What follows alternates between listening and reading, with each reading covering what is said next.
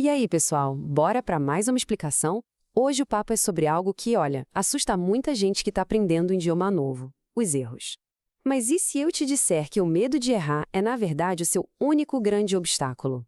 Pois é, a gente vai entender por que errar não é só normal, é absolutamente essencial para o nosso cérebro aprender de verdade.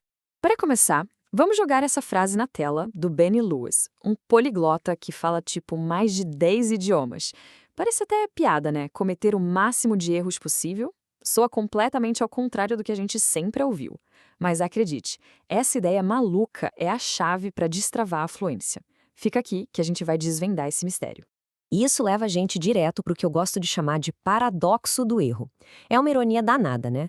Aquilo que todo estudante mais teme, que é cometer um erro, falar uma palavra errada, é exatamente o que o cérebro mais precisa para poder evoluir e, de fato, guardar um conhecimento novo.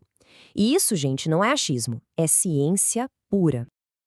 Então fica a grande pergunta, né? Por que isso acontece? Por que esse nosso instinto de querer ser perfeito e evitar o erro, na verdade, está sabotando o nosso próprio aprendizado?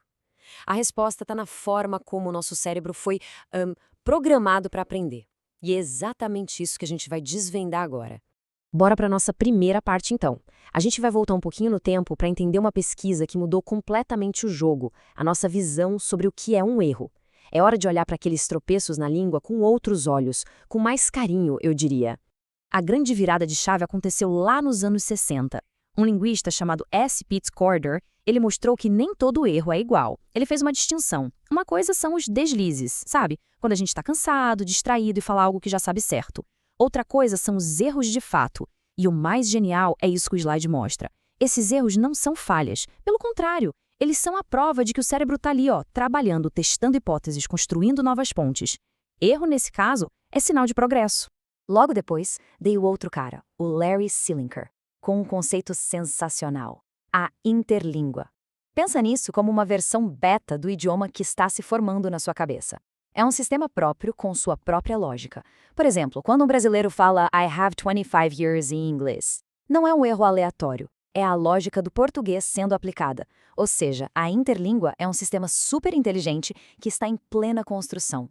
E essa interlíngua vai evoluindo. Ela pega emprestado regras da nossa língua-mãe, como a gente viu. Às vezes ela pega uma regra nova e aplica para tudo. Super generaliza mesmo. Ela também cria umas gambiarras para a gente conseguir se comunicar quando falta uma palavra. Tudo isso vai moldando esse sistema. Moral da história: os erros não são aleatórios. Eles têm uma fonte, uma lógica por trás.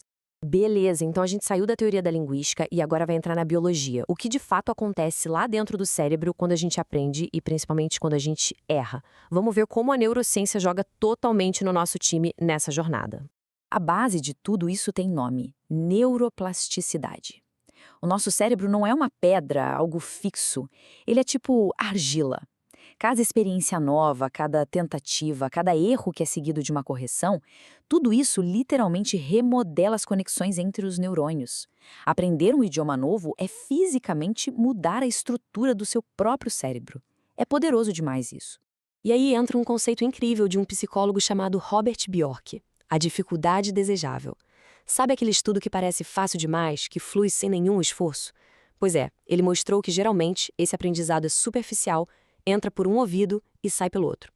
O esforço, aquela pequena luta para lembrar uma palavra, o ato de errar e se corrigir, é essa dificuldade que faz a informação grudar no cérebro de um jeito forte e duradouro. Tá, mas qual que é a medida certa? As pesquisas mostram que o ponto ideal, o sweet spot do aprendizado, é quando a gente acerta ali por volta de 70 a 80% das vezes. Se a gente acerta 100%, o exercício está fácil demais, não está gerando crescimento de verdade. Aqueles 20 a 30% de erro não são um problema, eles são a zona de crescimento. É exatamente aí que a mágica acontece. Agora que a gente já entendeu a ciência por trás do erro, vamos dar uma olhada na psicologia da coisa. O que diferencia quem aprende várias línguas da galera que trava logo na primeira? A resposta, gente, não está em talento ou dom. Está tudo na mentalidade. A psicóloga Carol Dweck definiu essas duas mentalidades. A fixa é aquela que acredita que a gente nasceu para isso ou não. Para essa mentalidade, um erro é a prova final de que não se tem capacidade. Já a mentalidade de crescimento entende que as habilidades são construídas tijolo por tijolo, com esforço. Para ela, o erro não é um ponto final. É uma informação, um degrau para subir. Agora me diz, qual delas parece mais com a mentalidade de um poliglota?